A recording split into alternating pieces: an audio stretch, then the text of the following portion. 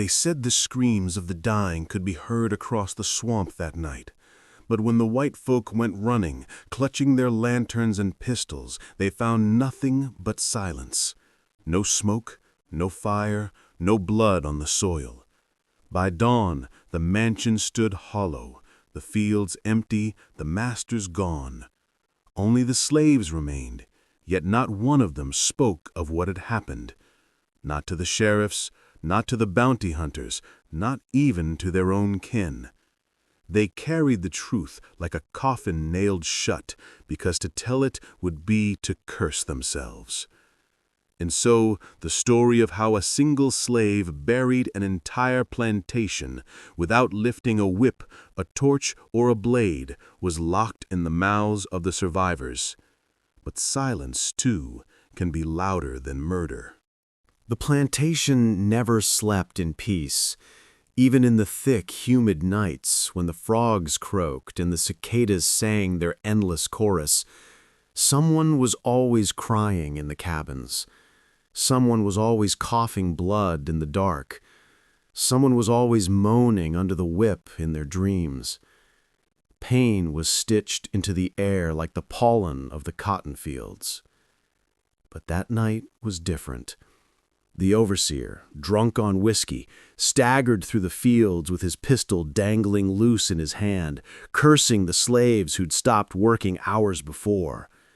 He was hunting for someone, anyone, to punish. His boots crunched over dry stalks, his torch throwing a feverish glow across the rows. Yet when he reached the cabins, all the doors were shut. Too shut.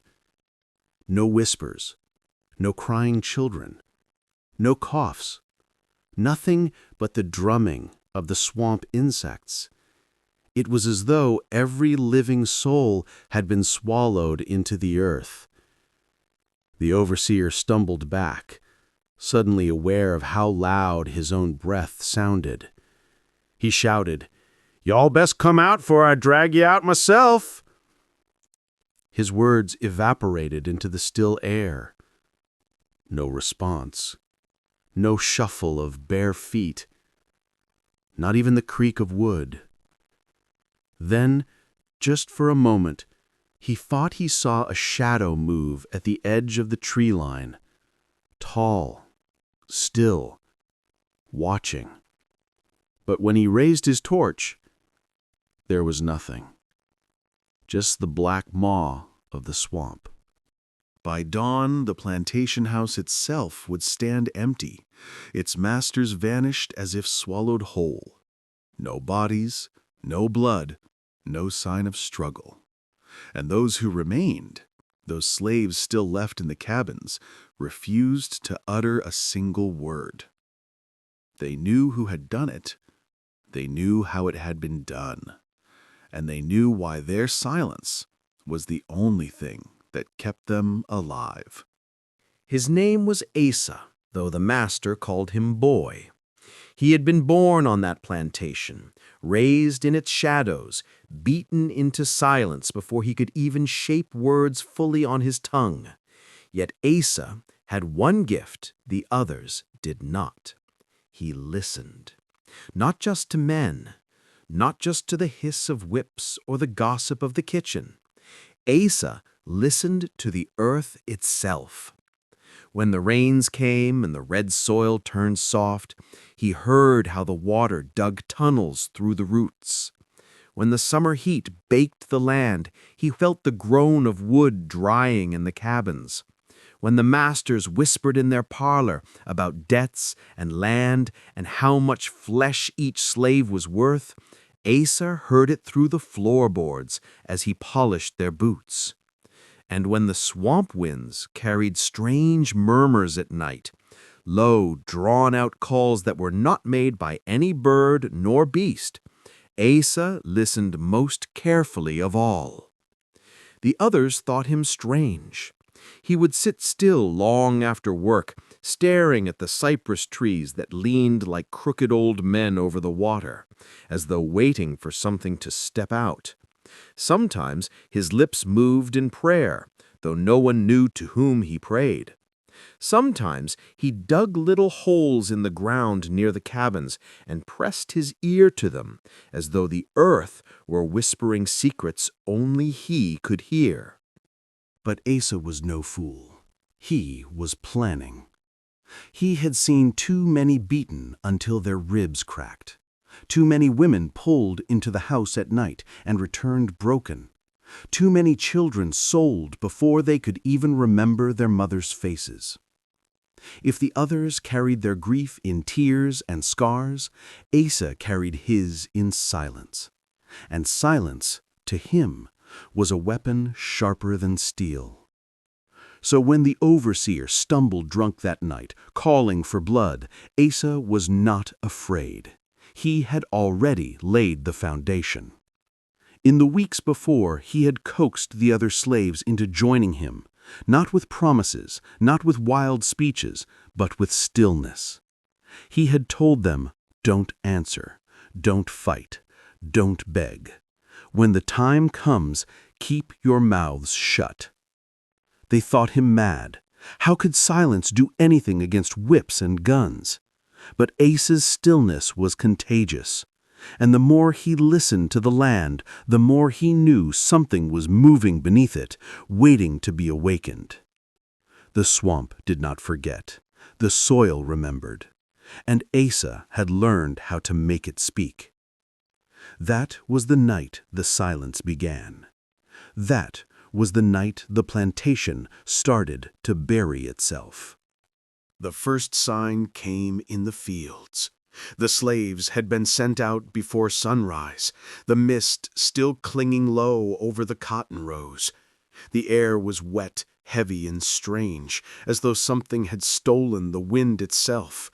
The white overseer barked at them to bend their backs, to work faster, but even his voice seemed to die before it could carry. That was when the ground shifted. At first it was civil, a tremor, like the earth shivering under their bare feet. A few slaves looked up in alarm, but Asa only kept his head down, his hands moving slow, steady, plucking cotton as if nothing were wrong. He was listening again, pressing his ear close to the soil whenever he bent low. The tremor grew louder.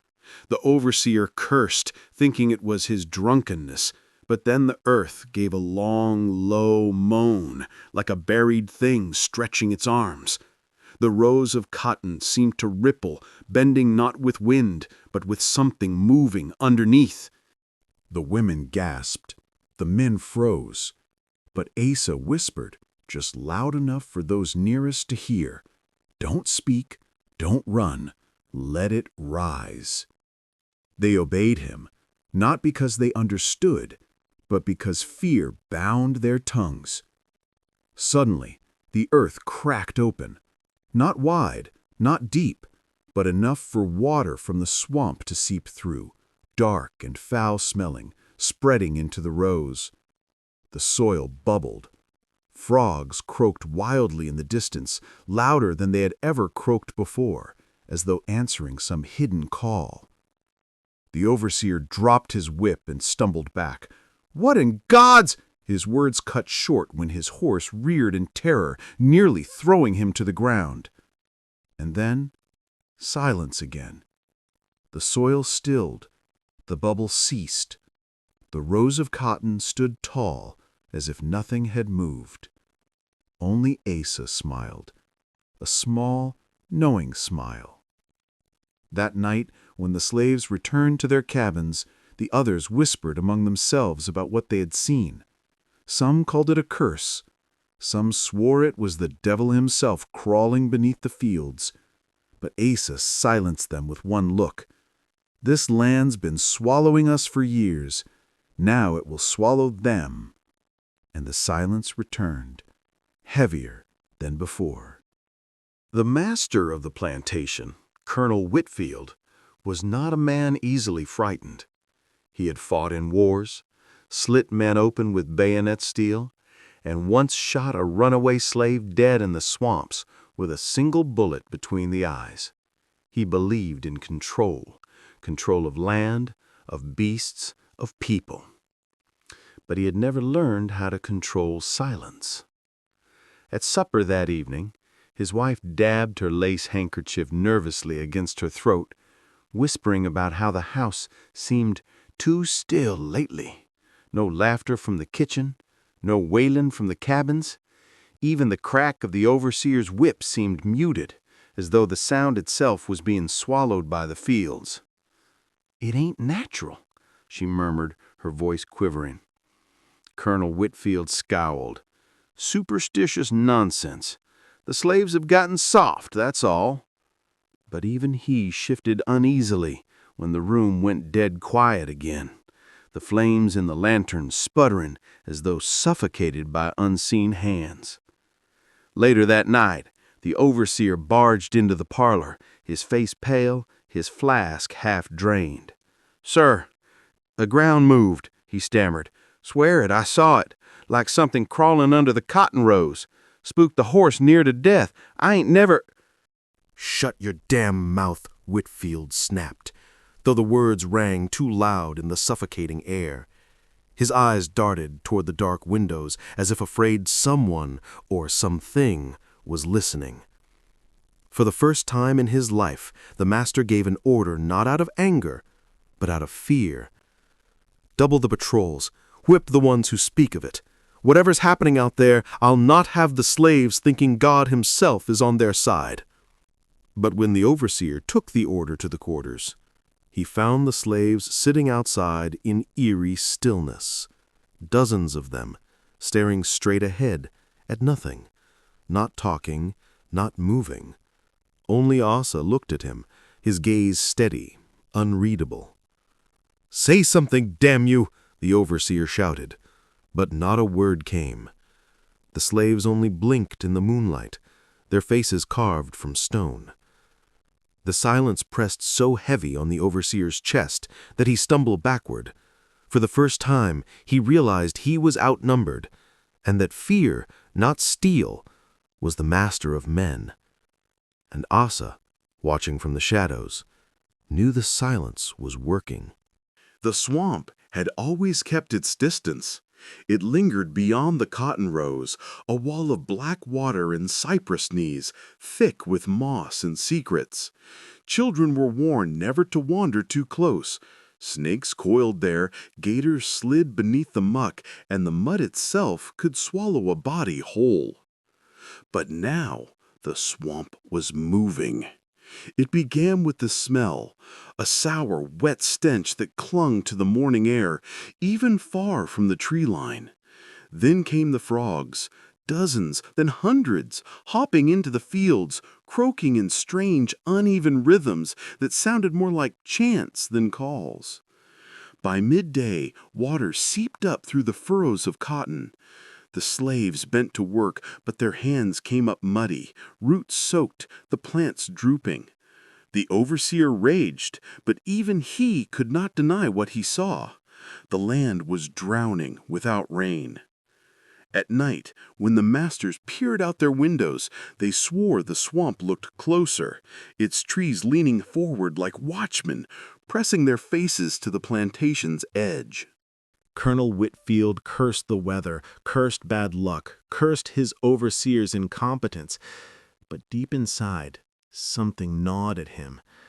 The swamp did not simply rise. It crept. It claimed. And it was claiming his land now. In the cabins, no one spoke of it. The children pointed wide-eyed at frogs sitting motionless on doorsteps. Mothers hushed them with hands trembling. Men sat staring into the dark, waiting. And Asa listened. One night, he walked barefoot to the edge of the field, his body outlined by moonlight. He knelt, pressing his palms flat to the wet earth. Beneath his fingers, the ground pulsed, not like water, not like mud, like a heartbeat. He closed his eyes and whispered, not words, but breaths, a rhythm in tune with the swamp's pulse.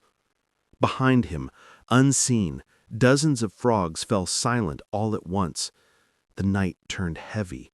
Even the owls refused to call. When Asa rose, his hands were slick with black water. He lifted them slowly, and though he did not smile, his eyes burned with certainty. The swamp had answered.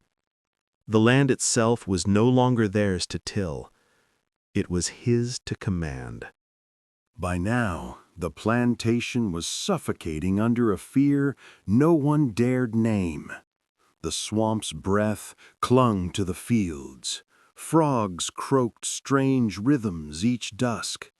And every night, the air seemed heavier, as if the silence itself were weighing down on the rafters of the Whitfield mansion. Colonel Whitfield's temper frayed first.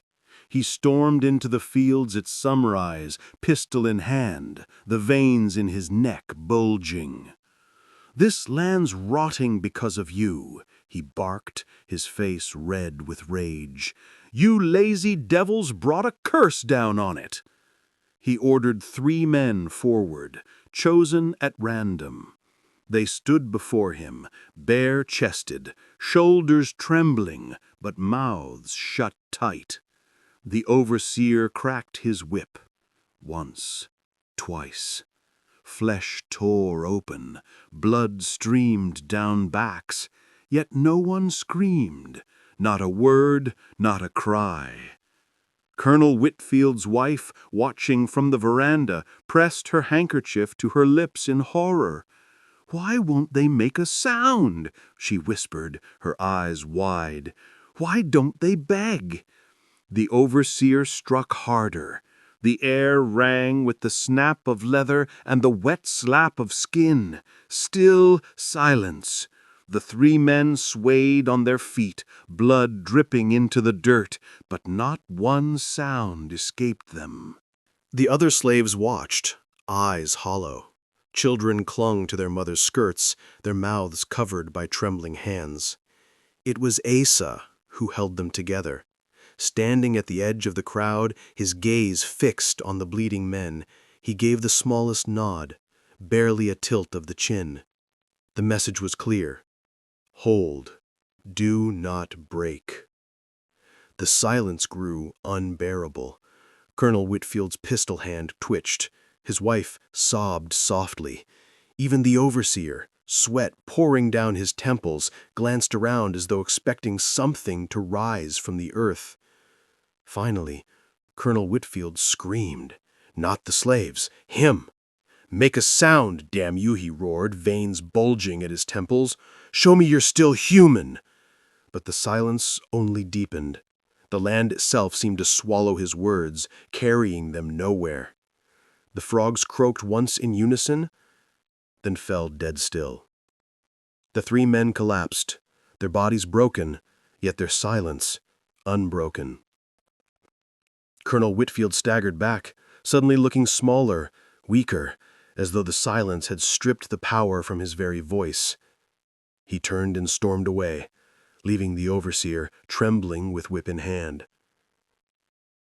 That night, no slave spoke of what happened, not even the wounded. Asa bound their wounds with swamp herbs, his hands steady, his face calm. When one of the younger men, tears streaming silently down his face, looked at him as if to ask why, Asa only whispered one phrase: "They fear what they can't hear." And in the mansion, the masters did not sleep. The silence had followed them indoors, into their beds, into their dreams. The overseer was the first to go. It happened on a night thick with mist, the moon shrouded behind clouds. He had been drinking again, stumbling along the edge of the fields with a lantern swinging in one hand and his whip coiled in the other. He muttered curses under his breath, spitting every few steps, swearing he'd break that silence out of him come morning. But the silence broke him first. The frogs croaked in strange patterns, rising and falling in rhythms like a hymn no man should know. The air grew damp, the lantern flickering, until even his drunken haze faltered. He spun, thinking he saw figures in the mist, slaves maybe, standing too still at the edge of the field, but when he shouted, the sound barely carried. The swamp replied instead. The ground gave a soft sigh, wet and low. The earth trembled under his boots. He tried to move, but his legs sank ankle-deep in mud that hadn't been there moments before. He cursed, jerking, pulling, but each movement dragged him deeper, as though the earth had grown hands of muck and roots. "Help!" he shouted toward the cabins. His voice cracked the night air, yet none of the slaves stirred. Lanterns glowed faintly behind cabin doors, but no one came out. They only listened, silent. The overseer's whip slipped from his hand, swallowed by the mud. The lantern tipped, sputtering out, leaving him in choking dark. Something brushed his leg. Not root, not water, something alive. He screamed, thrashing, but the swamp held him fast. The last sound was his gurgling cry as the muck pulled him down, down, until only bubbles broke the surface, and then not even those. By morning, there was no sign of him. No footprints, no whip, no lantern. Just a patch of ground, dark and wet, with frogs sitting motionless atop it like sentinels. The masters searched, calling his name, their voices shrill with unease. But none of the slaves spoke, none pointed, none whispered what they had seen through the cracks of the cabin walls. When Colonel Whitfield demanded answers, Asa stepped forward, his face expressionless. "He left," Asa said simply. His voice was calm, steady, final. The other slaves nodded, their silence heavy with agreement. The overseer had left. But deep in their eyes, glimmering under fear, was the truth they would never speak. The swamp had taken him. The Whitfield mansion had once been a fortress of pride, columns tall and white, halls echoing with the clatter of silver and the laughter of visiting planters. But now it reeked of unease. The rooms seemed colder, the air thick, as if the silence had seeped in through every crack of the wood. Colonel Whitfield paced the parlor like a caged animal, his boots striking the floor too loud in the quiet. His wife sat stiff in a velvet chair, her handkerchief damp with sweat. "He didn't just vanish," she whispered, trembling. "Something took him. You know it." "Enough," Whitfield snapped, but his voice wavered. "The drunk fool wandered into the swamp and drowned, that's all." Yet he hadn't slept since the overseer's disappearance. Each night he swore he heard the crack of a whip outside, followed by the gurgle of drowning breath. Once, he even fired his pistol out the window, convinced someone was standing in the yard. When the slaves rushed to see, there was nothing but fog. His brother-in-law, who had come to manage things, scoffed at his fear. "You've let the blacks rattle you, Whitfield. All this silence, it's a trick, nothing more. Beat it out of 'em. Make 'em talk." "Talk?" Whitfield barked, spinning on him. "You think I haven't tried? I've whipped 'em till their flesh tore. Not a word, not a scream. You didn't see their eyes, empty, like they ain't even here no more." His wife flinched, pressing her ears. "Don't say it," she whispered. "Don't you see? Speaking of it gives it life." The brother-in-law sneered. "You're both mad. The only curse here is weakness. I'll see to it myself." That night, he stormed into the cabins, pistol on his hip, demanding answers. He dragged a boy out by his collar, pressing the gun under his chin. "Tell me where the overseer is," he roared. But the boy said nothing. His lips trembled, his eyes brimmed with tears, but he did not speak. The brother-in-law cocked the hammer. Asa stepped forward, his face calm, his voice steady. "He gone," Asa said. "That's all." The man stared at him for a long moment, then struck Asa hard across the jaw with the pistol. Asa staggered but did not cry out. The others did not move. No one begged. That silence followed the brother-in-law back to the mansion, clinging to him like smoke. By dawn, he too was pacing the halls, muttering curses, his eyes darting at every creak of the house. Colonel Whitfield drank heavily that morning, hands trembling as he poured. "It's them," he whispered, though his wife could barely hear. "It's the silence. It's swallowing us." And still, Asa listened, always listening. By now the plantation was no longer merely a place of work. It was a cage of terror. The air inside the Whitfield mansion had grown thick and suffocating. Every door creaked as if with a hidden weight. Every floorboard groaned, and shadows gathered in corners, watching, waiting. Colonel Whitfield could no longer sleep. He wandered from room to room, muttering curses, brandishing pistols and lanterns like talismans against an unseen enemy. His wife, once composed and proud, cowered behind curtains, whispering prayers she didn't believe in. It happened on a stormless night. The wind did not move. The swamp did not make a sound, and yet the house seemed alive. Footsteps echoed above the parlor, though no one was there. Doors slammed shut by themselves. The chandelier swayed, casting frantic shadows on the walls. Whitfield ran upstairs, pistol raised, only to find the hallway empty. Then came the smell. Wet earth, rot, something ancient and hungry. Colonel Whitfield called for his wife, but she didn't answer. He ran to the bedroom. Empty. Then the dining room. Empty. The walls themselves seemed to hum. And from behind him, a soft, wet sound. The squelch of mud. Something was moving on the floorboards. He spun, pistol raised, but the room was still. Then it struck. The floor beneath his feet gave way, just enough for his legs to sink knee-deep.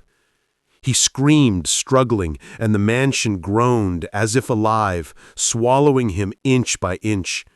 He kicked, clawed, tried to pull himself free, but the boards held him like roots of a great tree. From the shadows, Asa watched, calm as ever. The other slaves stayed hidden, silent, hearts pounding but unmoving. The swamp had reached in, carried through Asa's command, and claimed the first master entirely.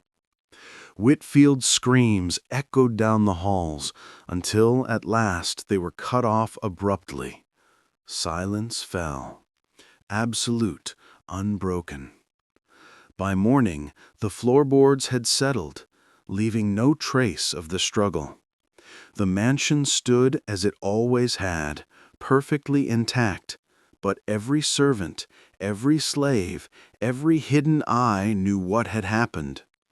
The plantation was no longer theirs. The swamp, the silence, Asa's power, they had taken the master's dominion, room by room, field by field.